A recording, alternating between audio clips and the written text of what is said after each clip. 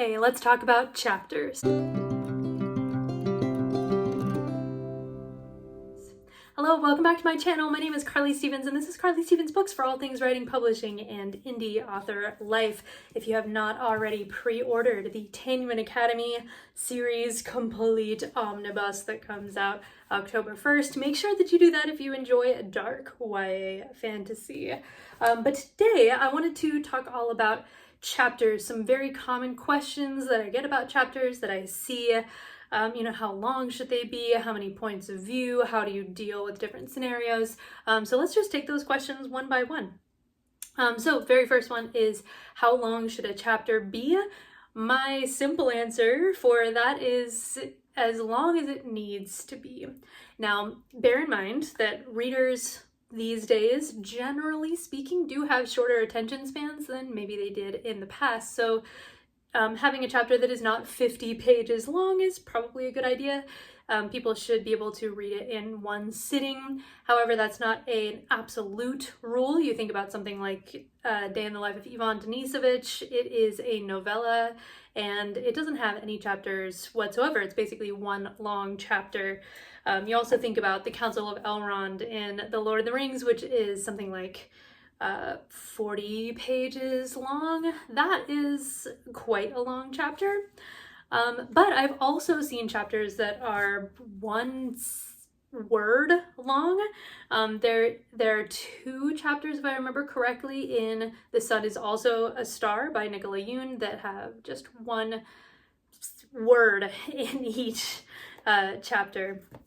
So as long as it needs to be is the kind of unhelpful answer, but I'm going to hopefully narrow down some guidelines for you to decide how long is the right length for the chapter in your story. Another question that sometimes comes up is, should it all be in one point of view? Very often you have multi-point of view stories, and so should each chapter be in one point of view?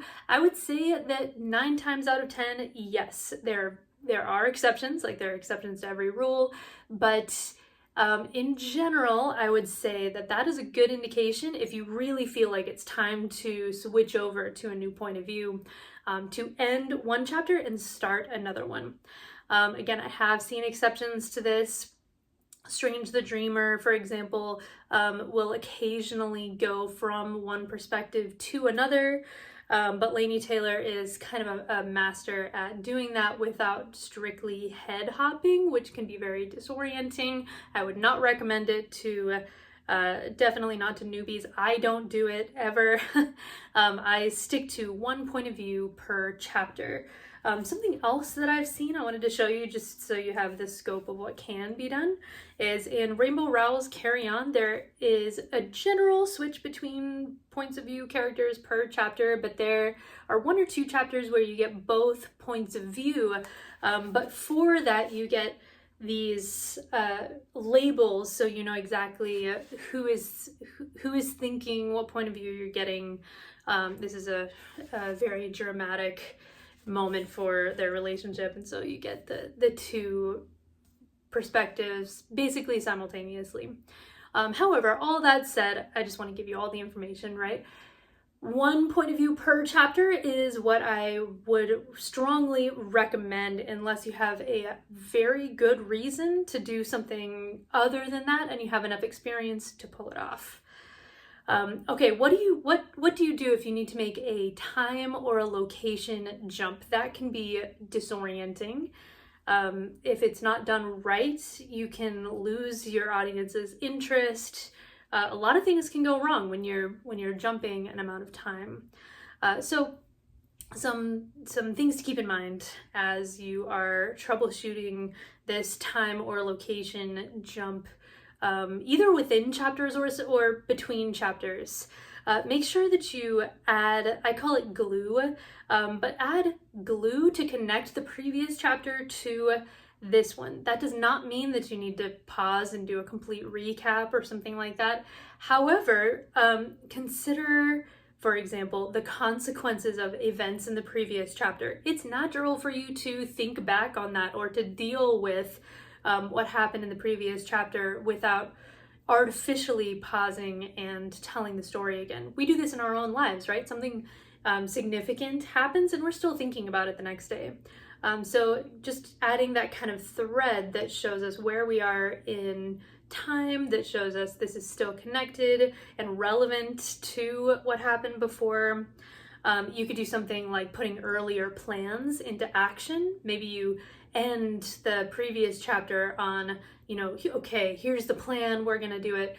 The chapter after that could be in a different location, for example, but you're putting that plan into action. So again, there's a clear connection. You could also do something like having an emotional response. Maybe there's something very emotional that happened in the previous chapter. Maybe somebody is afraid. Maybe somebody is anxious, or maybe they're falling in love, or whatever it might be, but they have this emotional response to the events of the previous chapter or chapters. And so again, we see that thread. Adding glue between chapters, just those little threads that show us exactly how this ties into everything that happened previously, is one of the major things that I had to learn as I became a novelist. I feel like I've gotten better at this. I hope I've gotten better at this. But really just making everything seamless and not just jumping from here to here and kind of leaving my reader in the dust. So that is essential, I would say.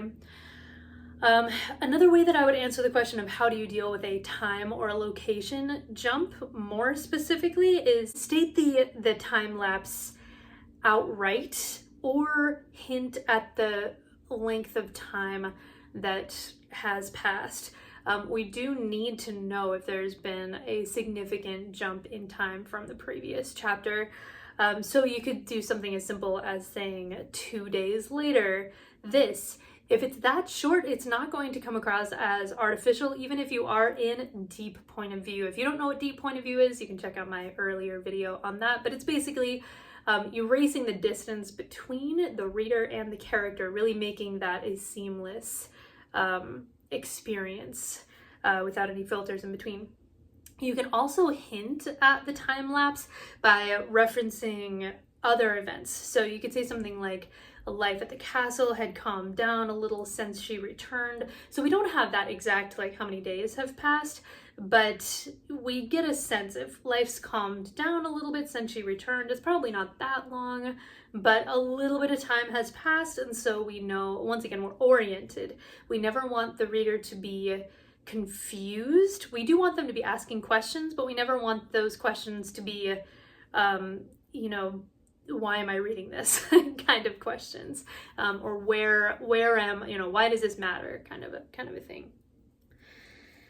All right, so if you have a story that has chapters, it's important to have an idea of where you cut off one chapter and you begin another. There are lots of schools of thought on this. There are lots of different kinds of strategies that you can employ. But consider these questions when you are thinking, well, maybe I should start a new scene or new chapter here. Has something changed over the course of the chapter? Something ought to change. That can be something as simple as mindset. That can be something exploding over there. That can be, whatever it is, but there should be some kind of movement, some kind of change. If there isn't, then first of all, what is this scene doing here? But there should be some kind of change and then a shift. Consider also in your chapters what mood you have at the beginning versus what mood you have at the end. I've heard one way to kind of decide if a chapter is complete is if the mood at the beginning does not match the mood at the end. Either things get worse, things get better, things get confusing, where they started out clear, or the opposite, they start out confusing and they end up more clear. Something else to consider with ending a chapter, figuring out, all right, is this enough? Is this a good chapter? Is, does the reader still have unanswered questions? There should always be questions that basically drag the reader from one chapter to the next. You don't want somebody to go, oh, okay, well, that's easy, I can just set that down. You want them to be obsessively reading this book through the night, right? So make sure that there are unanswered questions. Those could be as simple as what's around the corner. That could be as big as, I've wondered about this mystery for 20 years and maybe at some point in this story that's going to be solved. Or it could be something like, will they ever get together if you're writing a romance? The answer is yes, if you're writing a romance, but there should still be unanswered questions, big and small, that people are wondering about, that they want answered in the next few pages. And then ask yourself, have you ended on a punchy note? Don't let the resolution of a chapter last too long. Instead, end on something that's still a little bit heightened. I'm saying this, but as I've said before, there's an exception to every writing rule. If you have a really good reason to do things in a different way, feel free. But some of these, like making sure the reader has questions and all of that, I mean, it's really solid writing advice that I would stick with, I would just stick with. And if you encounter some great reason, then maybe pass that by your writing critique partners or somebody before you just forge ahead and go on your own path there. Some more considerations for chapters are, have you started with a hook? The hook I would recommend at least to be the very first sentence, just like the punchy ending should be the very last sentence.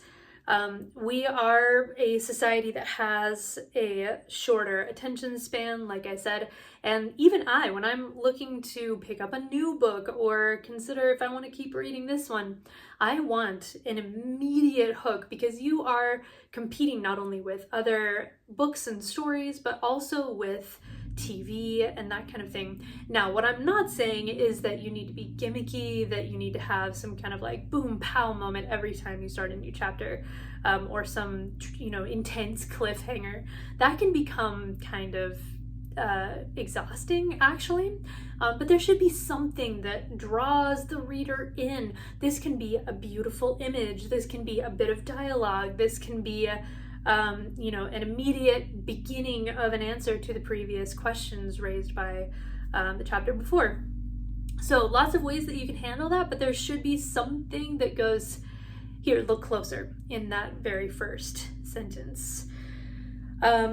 Also consider, as you are finalizing, yes, this chapter is as long as it needs to be, it's complete, it's going to get people invested in the story and wanting some more. The purpose of the chapter should be clear. Kind of like I said before, with that change, has something changed over the course of this chapter? It's very closely related to this question of purpose. So can we tell why this chapter is here? Does it seem to have a purpose within the larger story? Does it seem to have a purpose for the characters, for the plot, for some element of the story that we care about?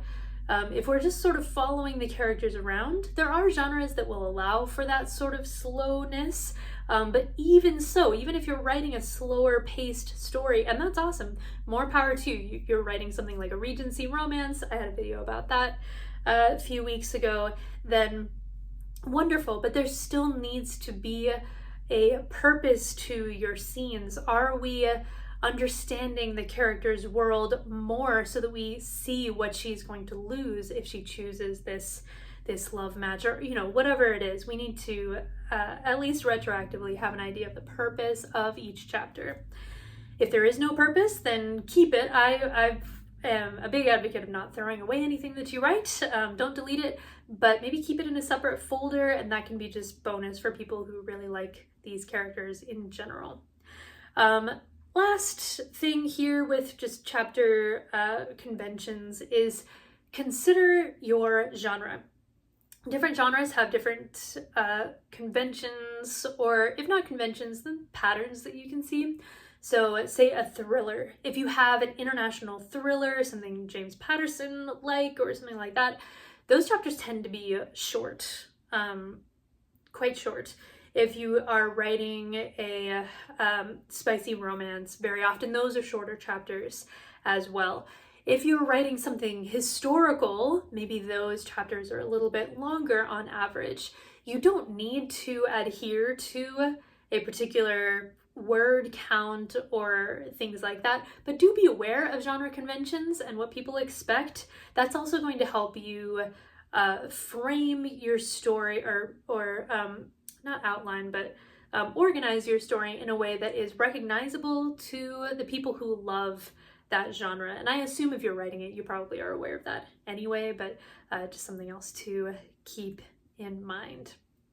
Okay, final thing I want to talk about is how can you label, what are some different ways to label or name scenes or chapters? So you can do just numbers. That's a very common way to identify the next chapter, 1, 2, 3, 4. I've definitely done that before. You can just put the name of the POV character if you have 2 points of view, for example. In my Tanyuin Academy series, through the vast majority of it until the end when it becomes necessary to break off into a few more points of view. I just have 1 Firian, 2 Firian, 3 Kyria, the next point of view character, 4 Firian, 5 Kyria, etc. and just go back and forth. So there's never any ambiguity. There shouldn't be anyway, but I just label it with those points of view characters. You can also do fun titles. Some people love a titled chapter, and it's not the most common thing these days. But you see that in Lord of the Rings. You see that in Strange the Dreamer with Laini Taylor. So if you enjoy naming chapters, then I say go for it. Personally, I wish that were a more common thing, because then it would be easier to find certain passages or parts of the story that I wanted to find again for videos like this, or just for my own personal, I want to reread this amazing chapter for whatever reason. You can also do parts with chapters within those parts. You see that in something like 6 of Crows by Leigh Bardugo. I did that for the first book in the Tanyuin Academy series, Firian Rising, because there are ages. There's an age jump, and so I wanted to make that abundantly clear. That was another way that I indicated that significant jump in time. So he starts out when he's 11, then we learn what happens when they're 15, and then the rest of the story, they're 18 and get older from there. So then I could just stop the parts and let it just roll right on. You can also do something like location and date. This is popular for historical and things of that nature. The Night Circus by Erin Morgenstern does the same thing. Let me show you. So that one just has a title. So we have a title, we have a location, and we have a date in the Night Circus. So, go crazy if you really want to. All right, was there anything that I did not address as far as breaking your story up into chapters? I guess there is one more thing that would have been relevant to me when I first started out. My early books, especially, I wrote in terms of scenes, and then I edited it in terms of scenes, and then I decided where to chop off those chapters. You don't have to start out with chapters, you can start out with scenes, and that way it's easier to see also if it makes sense for a chapter to have multiple scenes or things like that. So just, lots of different methods to go about these things. All right, thank you so much for joining me today. Make sure to subscribe for more writing, publishing, and indie author life with Carly Stevens books. Like this video if you like it, and if you have any other questions about chapters, please put that down below. Don't forget to pre-order the Tanyuin Academy series omnibus that comes out October 1st, and I will see you next week.